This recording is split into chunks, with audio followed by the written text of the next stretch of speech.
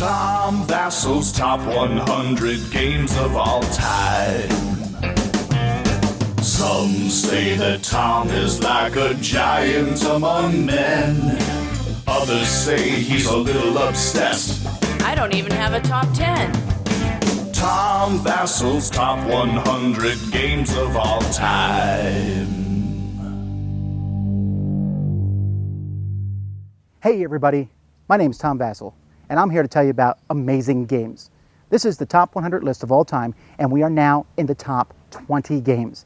That means these games are not only spectacular, they're amazing. Not only are they amazing, they're wondrous. Well, you're going to probably disagree, right? Of course everyone's going to disagree. Everyone has different opinions on games. Well, the good news is, when I'm done with this list, in a few weeks we're going to be starting up the People's Choice Top 100 of all time. Many of you have gone to our website and voted on what your favorite games are. And we've been compiling those votes, and me, Sam, and Z are going to take a look at the People's Choice Top 100, which incidentally crosses over with my list more than you might think. So I'm going to declare myself the voice of the people. Okay, not really.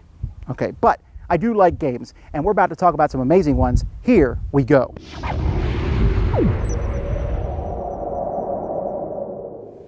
This game was on my first top 100 at number 23. Then it went off the list. Then it showed up again for a little while, then left, and now it's back. But why is it back? Because it came out in the second edition. It seems to be a theme of many things, and that is Through the Ages. Now, to be very clear, this is the new second edition version of Through the Ages, although the original one's fine, but the new one is beautiful. It's streamlined a few of the processes. I actually don't like Through the Ages that much with 3 or more players. You could talk me into it. But with 2 players, this is Sid Meier's Civilization as a board game, or card game actually. There are so many options. I'm keeping track of everything now. Of course, if this ever comes out as an app, and maybe it is out as an app already, if I ever play it as an app, maybe I'll stop playing the game because there's just so many different pieces to it. But I just love Through the Ages. When I'm done playing a game of this, I'm like, wow, I just played a solid game of just civilization, and this time Gandhi was my leader, this time Thomas Edison was my leader, this time so-and-so was my leader, this time I went for a military route, this time I decided to do this. There's really a lot of cool options to this game. Every game's going to play differently, and it has a depth that many games don't, yet without being too complex. Sure, there's a lot of moving pieces, but the rules themselves are not too bad. Love it. Through the Ages.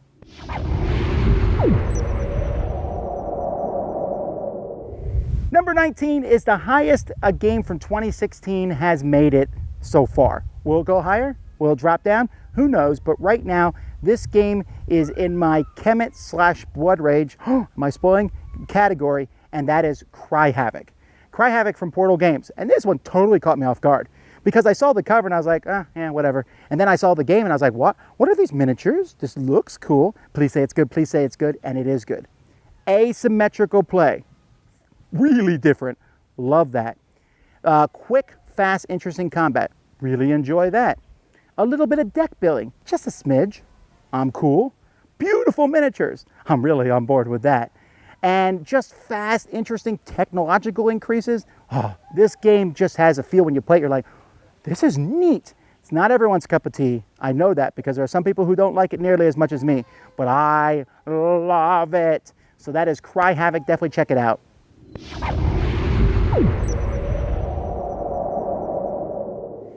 Number 18 is a game that's been on my list since it's begun, and it's been in my top 10 for much of that list, and honestly, 18 is not that far off my top 10. I love this game a lot, and that is Ticket to Ride. Which Ticket to Ride, you might ask? Well, pretty much all of them, except Rails to Sales. I didn't like that one.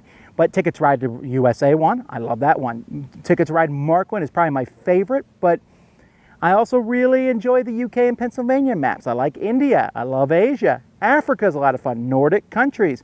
And that's the great thing about Ticket to Ride, though, is the gameplay is very simple. If you know how to play one of them, you can teach other people. But the fact is that each map offers some small changes, sometimes big changes like Pennsylvania and UK, but they offer some changes that really the game is just that much more entertaining. And you can jump from one to the next. And if you ask people, they all have their favorite maps. This is a game I played a lot with my wife. I played this one a lot on the iPad app, which keeps adding some of the new maps, which is cool. Just overall, Ticket to Ride is, I still think, the ultimate gateway game. But even though I think Ticket to Ride is a game that's great to teach new people how to play games, it's still, you can see, very high on my list because I have a lot of fun playing it. And if you think Ticket to Ride is random, and a lot of people do, and kiddish, then you play me and I'll whoop you at it, okay? I'll whoop you at it because it's that much fun. Now, you'll probably win now that I've made that challenge. And I'm not issuing a challenge for the world to come after me in Ticket to Ride. But I think there's a lot more strategy in the game than people think.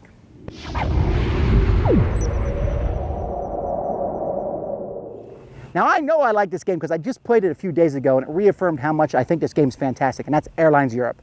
Airlines Europe is essentially a stock market game. Not exactly, but you're building airlines through Europe, actually. And you are then also playing cards down in front of you, trying to get stocks. So you're growing different airlines. You're also investing into different airlines. And at 3 points over the game, there's scoring, and then you want to have the most shares in the biggest companies.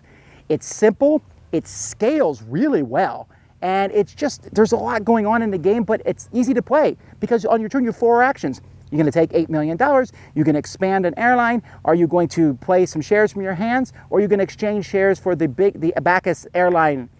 It's entertaining. It's based on a Union Pacific game that Alan Moon did. I don't know what it is. It's kind of interesting that this game is actually my favorite game he's designed now. But you know what? I don't care. It is a fantastic game. It is a heavier game than you expect. It's not that complicated, but there's a lot going on in it. You'll learn more the more you play it. Definitely recommend it. Airlines Europe.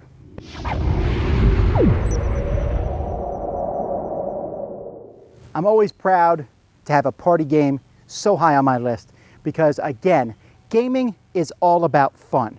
And this is Beyond Balderdash. Or actually, I'm going to stop saying Beyond Balderdash. Starting with this list, I'm just going to say Balderdash because they have changed the main game of Balderdash to match Beyond Balderdash. So I'm just saying Balderdash from now on. The original game Balderdash had words that no one knew what they meant, and you would write down a fake definition, everyone would guess the real definition. Now Balderdash has added other categories. They've added initials, they've added horrible movies, they added weird laws, and they've added people. And these are, I'm telling you, it is one of the funniest games I've ever played. Every time I play a game of Beyond Balderdash, I end up almost on the floor laughing. It is just that entertaining. It is a silly game. It's one of the easiest ones on my list to get. I mean, really, it's cheap and inexpensive. Get it, because Balderdash will provide you with one of those experiences. Yeah, a little bit of creativity doesn't hurt, but it's so entertaining. It's a bit anonymous. You write down your answer, and one person's reading all the answers to everybody. But it will bring you back some of the funniest moments of my life have been from this game. From kids, I was a kid playing it, to adults. Check it out, Balderdash.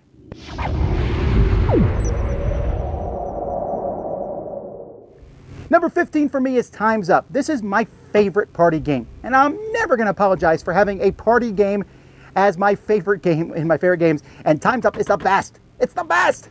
Now, my favorite is Time's Up Title Recall.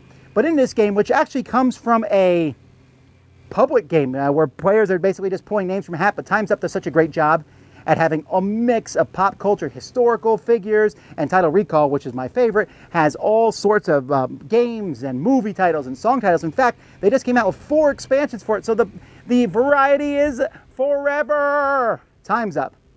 I have laughed really hard at Balderdash, but I've laughed even more at Time's Up, which is why it's slightly higher. Time's Up.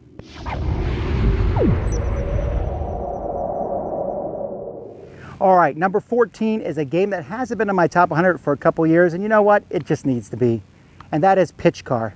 Pitch Car is a game that I run several times a year. I play it at every Dice Tower convention, multiple times. I play it at big meetups, multiple times, and every time we play it, it is a blast. I've already shown a couple flicking games on my list, Flick 'em Up and Catacombs, but I gotta go with Pitch Car. It's like owning your own ping pong table because it's pretty heavy, right? A big box full of pitch card tracks, and I love it. People ask me to bring it because it's so much fun.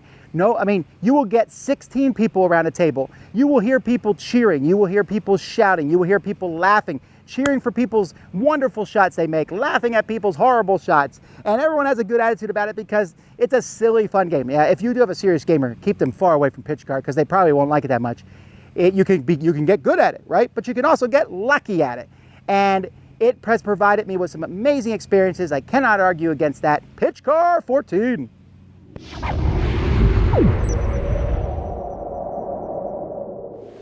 Now you might have wondered, was this in my top 10? But it just missed my top 10 here at number 13, and that is Blood Rage.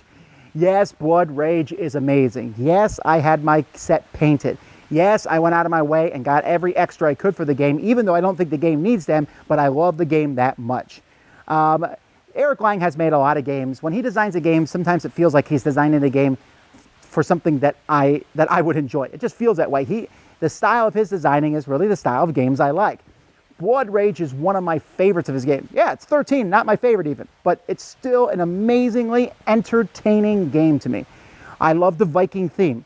The miniatures, I still think, are the best in board gaming, hands down, no competition. I think that the gameplay is fun. It has area control. It has card play like from Cosmic Encounter. It has different strategies. It has drafting. It doesn't take that long. Don't play 5 players. It takes a little longer than it should. I could just go on and on about Blood Rage, and I have in the past. But I do want people to know that this isn't just a, Cult of the New. When this game, I played this a year and a half ago now. I loved it when I first played it. I am still loving it. It is still high on my list and will likely be here for a long time. Although I don't think I'm the highest. I don't think it's the 13 is pretty high, right? But I bet someone else from the Dice Tower has it higher on their list. That's all I'm saying. Anyway, Blood Rage.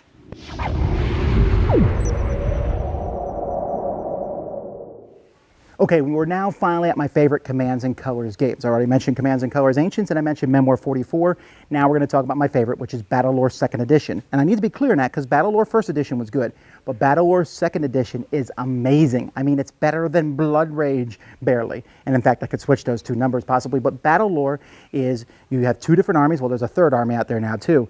And you pick your army and you fight the other army, but they're fantasy armies. So it lets me use monsters to fight other people's monsters. It uses the Commands and Colors system. It uses dice. It has a really great way of simultaneous setup, which I've never seen in games before. It almost feels like a beginner's miniatures game, and yet offers the same depth and fun that a miniatures game does. So why would I play a big, more complex game when I have this one? Now, I would love to see more factions for Battlelore. They haven't announced any. I don't know if more are coming, but I hope so. But even if they don't, the game as is phenomenal. There's monsters, there's dragons, there's giants, there's good creatures and evil creatures, and it's, again, it's not a complex game. You have a few special abilities, but just it all comes together in a well-oiled package. Amazing game, Battlelore 2.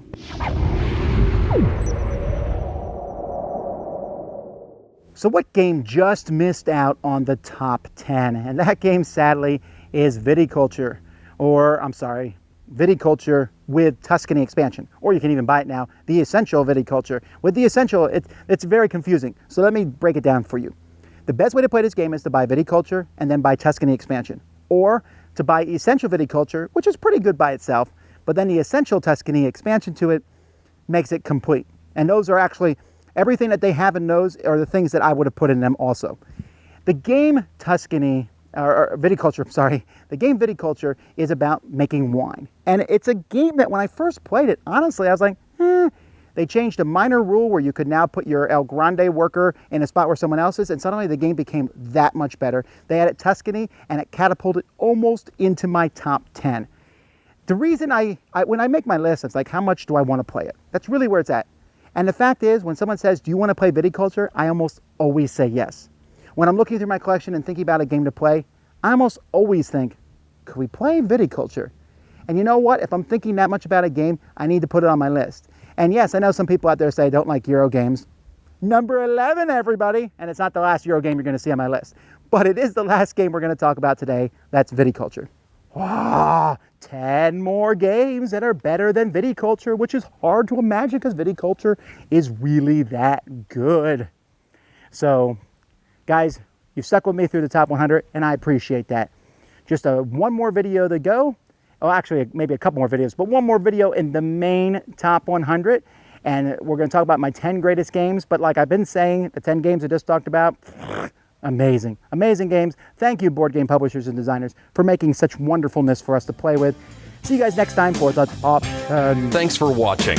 To see the rest of the top 100 lists, check out our website at dicetower.com, where you can also find The Dice Tower, the premier podcast about board games. I'm Eric Summerer, and you've been watching Tom Vasel's Top 100 Games of All Time.